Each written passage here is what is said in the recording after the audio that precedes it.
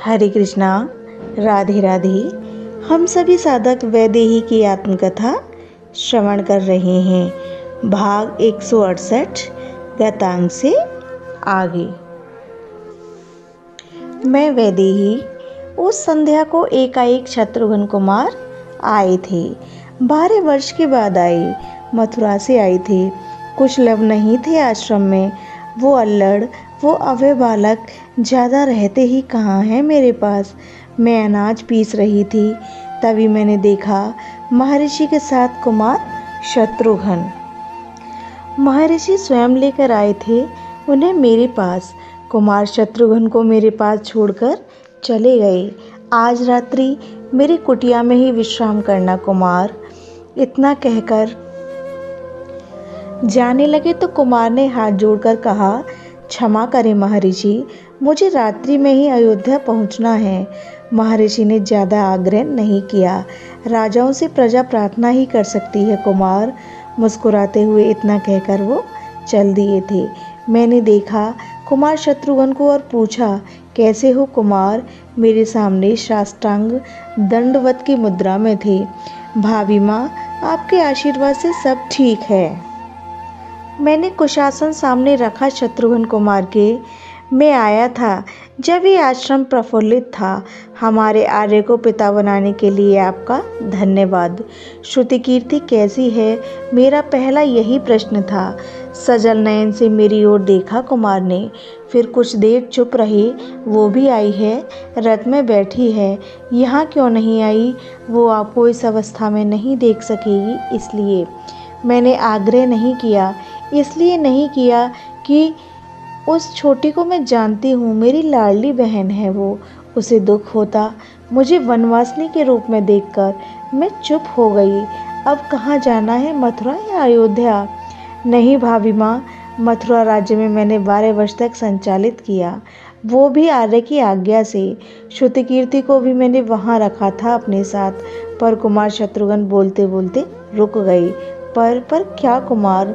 उसे महारानी बनना अच्छा नहीं लगता। वो कहती है महारानी तो एकमात्र मेरी जीजी है, मुझे नहीं बनना ये महारानी।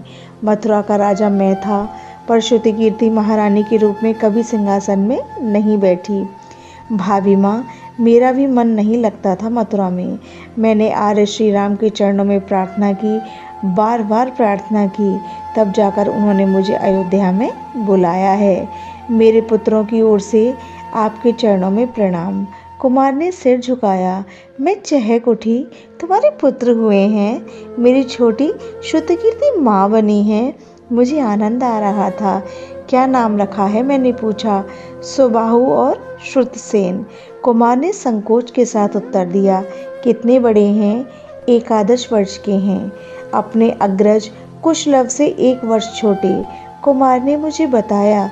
पर भाभी माँ, कुशलव दिखाई नहीं दे रहे, कहाँ गए हैं?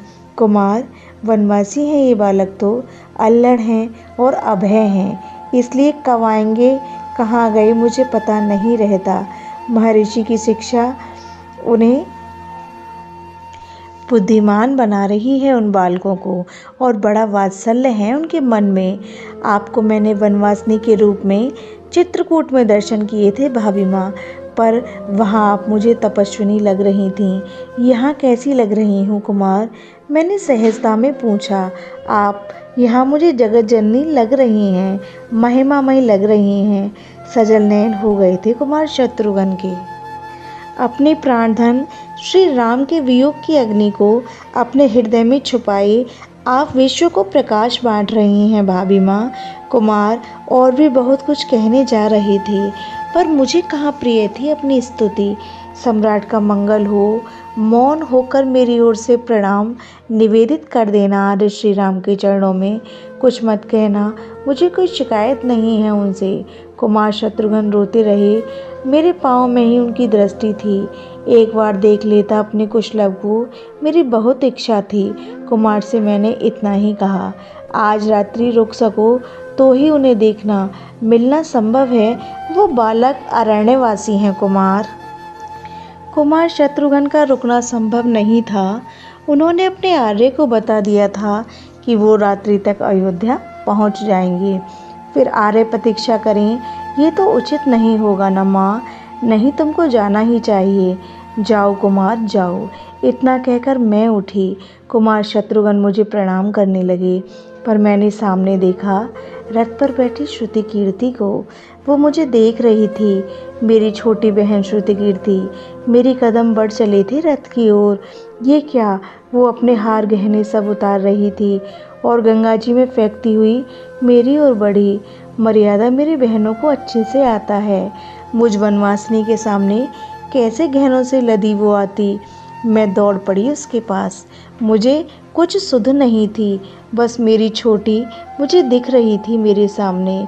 उधर से वो दौड़ी। जीजी जीजी, वो चिल्लाती हुई दौड़ी थी। पगली है, मेरे गले से आकर लग गई। हम दोनों बहुत रोए, बहुत। हमारे साथ पूरा अरण्य भी रो उठा था। कैसी है तू? मैंने आंसू पोंछते हुए उसे चूमते हुए पूछा। जीजी, आपके बिना कैसी होंगी मैं? आपने जब से अयोध्या छोड़ा है तब से अयोध्या अयोध्या कहाँ रहा। मसान से ज़्यादा और कुछ नहीं है अयोध्या अब। जीजी, हमारी हंसी ख़त्म हो गई है। हंसे वर्षों हो गए। हर समय आपकी याद आती रहती है। हिलकियों से रोते हुए बोले जा रही थी। अयोध्या में मांडवी है, उर्मिला है, हम सब अब जड़वत हो गई हैं। आपकी चर्चा भी नहीं करती, मन ही मन घुटती रहती हैं, क्योंकि जीजी आपकी चर्चा होगी तो आंसुओं की बाढ़ आ जाएगी, डूब जाएगी इन रघुवंशियों की अयोध्या। फिर रहे आर्य राजा राम वहाँ। इससे ज़्यादा वो कुछ ना बोल पाई। उसकी हिलकियाँ रुक नहीं रही थी। जीजी, आपने कितना दुख सहा। आपको दुख के सिवाय कभी कुछ मिला ही नहीं। मैंने श्रुति कीर्ति को चुप किया। छोटी, वो दोनों कौन हैं? मैंने देखा सामने दो बालक हैं, खड़े हो गए हैं रथ से उतरकर। आओ, इधर आओ। श्रुति कीर्ति ने अपने आंसू पोंछे। बालक बड़े सुंदर थे। ये दोनों तो कुमार शत्रुघ्न और तेरे बालक लग रहे हैं ना। मेरे मुखमंडल में प्रसन्नता फैल गई थी। वो बालक आए, मेरे पैर छुए बड़ी श्रद्धा से। मैंने उनके सिर में हाथ रखा। आयुष्मान भव। ये सुबाहु और ये है श्रुतसेन। श्रुति कीर्ति ने बताया।